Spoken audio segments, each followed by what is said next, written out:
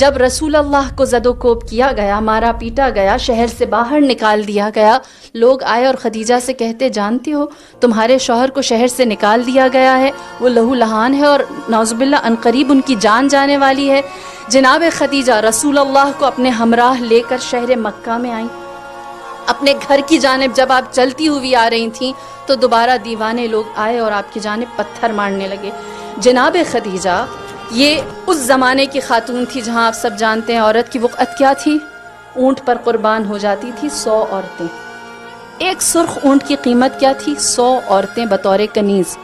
سرخ اونٹ اچھی نسل کا اونٹ ہوتا ہے۔ اس زمانے میں جناب خدیجہ ایک مرد کو لے کر آئی جس کی جان خطرے میں ہے، اپنے ہمراہ کھڑا کیا، اپنے گھر کے سامنے ایک چٹان تھی جس پر کھڑی ہوئی، اور جناب خدیجہ نے تاریخ عالم میں پہلی دفعہ قریش مکہ کو دکھایا کہ ایک مرد کے دفاع کے لیے عورت بولتی ہے، اور پہلی دفعہ آپ نے خطبہ دیا۔ آپ اس چٹان پر کھڑی ہوئی اور آپ نے فرمایا اے لوگو تمہاری حیا کہاں چلی گئی؟ اسی دروازے پر تم قطار بنا کر کھڑے ہوتے تھے اور مجھ سے قرض مانگتے تھے اور میں بے نیازی سے تمہیں دیتی تھی، آج تم عربوں کی حیا ختم ہو گئی، تم اسی دروازے پر ہاتھ پہ پتھر لے کر آ گئے ہو۔ یہ وہ موقع تھا جہاں ابو جہل و ابو لہب جیسوں نے دیکھا خدیجہ کو اتنی طاقت محمد نے کیسے دی کہ آج یہ ہماری آنکھوں میں آنکھیں ڈال کر بات کرتی ہے۔ اور جناب خدیجہ کی ہیبت، وقار، کلام کے اندر لہجہ اور آپ کا سخن، فصاحت اور بلاغت اور میں یوں کہوں اعتماد ایسا تھا کہ سب بکھر گئے، کوئی محمد کو کچھ نہ کہہ سکا، سب جان گئے اب خدیجہ صرف مالدار نہیں ہے، اب اس کی طاقت صرف دولت نہیں ہے، اب خدیجہ کے پاس ناز کرنے کے لیے محمد ہے، اسلام ہے۔ اللہم صلی اللہ محمد علیہ۔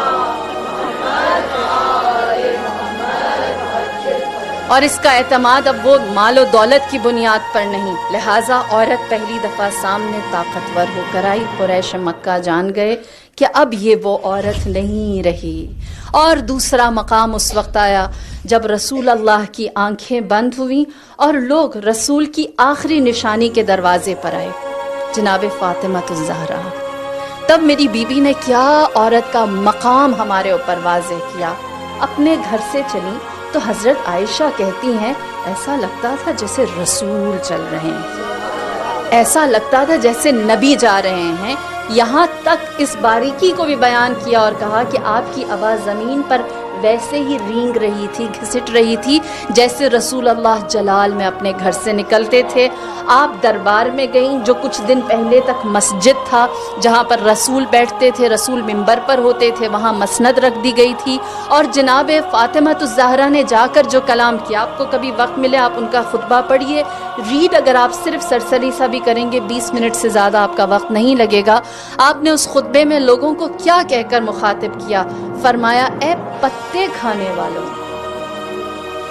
اے جوہر، ایک جوہر پانی کے پیچھے ایک دوسرے کی خون کے پیاسے لوگوں، اپنی عورتوں کی عزت حرمت نہ جاننے والوں، تہذیب سے آری، تمہیں تمیز میرے باپ نے سکھائی تھی، تمہیں حلال و حرام میرے بابا نے تعلیم دیا تھا، تمہیں بندگی کرنا انہوں نے سکھایا تھا، تم تہذیب سے دور تھے اور تمہیں انسانیت انہوں نے تعلیم دی تھی۔ آج کیا ہو گیا کہ تمہارے اندر سے وہ ساری چیزیں میرے بابا کی آنکھیں بند ہوتے ہی رخصت ہو گئی، تمہیں انصار بنایا، تمہیں مہاجر بنایا، ایک دوسرے کا بھائی بنایا، تم لوگوں کو ایثار و قربانی دینا سکھایا، اور آج تم نے ان ساری باتوں کو پسے پشت ڈال دیا ہے اور تم یہ کہتے ہو کہ تم میرے دروازے پر آ کر مجھ سے میرے حق کا سوال کرو گے۔ یہ وہ لمحہ تھا جہاں پر اس مسند پر بیٹھے ہوئے لوگ یہ سمجھ گئے تھے کہ گرچہ پورے شہر میں تنہا کر دی گئی ہو لیکن اس کو پتا ہے حق بیان کیا جاتا ہے باطل کے دربار میں کھڑے ہو کر۔